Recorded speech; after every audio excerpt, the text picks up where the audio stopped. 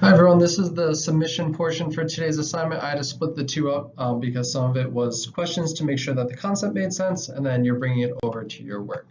So the part B is to choose 6 different places in your writing that you want to revise for sentence length. So that can mean taking sentences that are kind of in the middle, turning them into short or long, taking some long sentences and turning them into short, taking some short and turning them into long. You'll look back at part A to see where are opportunities to do this. What should a short sentence be trying to do? What should a long sentence be trying to do?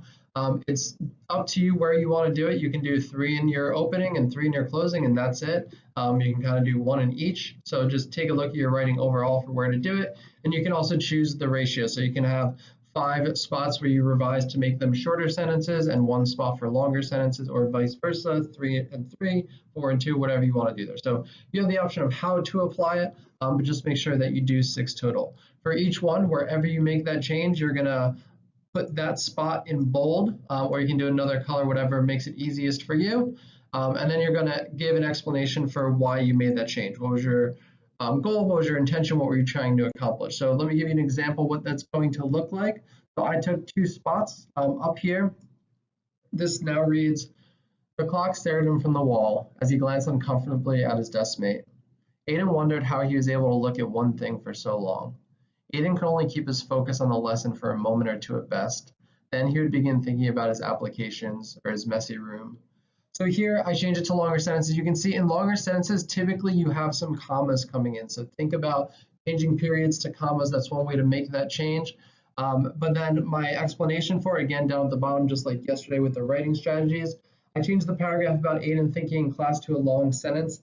He's getting distracted, letting his mind wander here. So I thought this was one of the scenes where I want to slow it down. So I wanted to give my reader a sense of his wandering mind with those slower sentences. So that was kind of my goal there. And then I switched to some short sentences here. It's the scene where Aiden is leaving the classroom. Chairs screeched, voices rose, everyone began shuffling out. And I just took that part where it was one sentence there, but it's this kind of a scene where I want to represent a little bit of chaos, like chairs screeching back, voices rose inside. This V should be capital.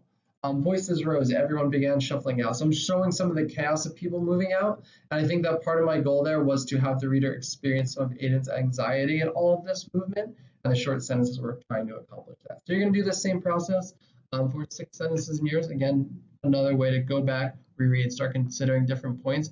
If there's a part of your story that you have not looked at with your writing strategies yesterday, that might be a good place to look today, just so you get a reread of that portion of your story.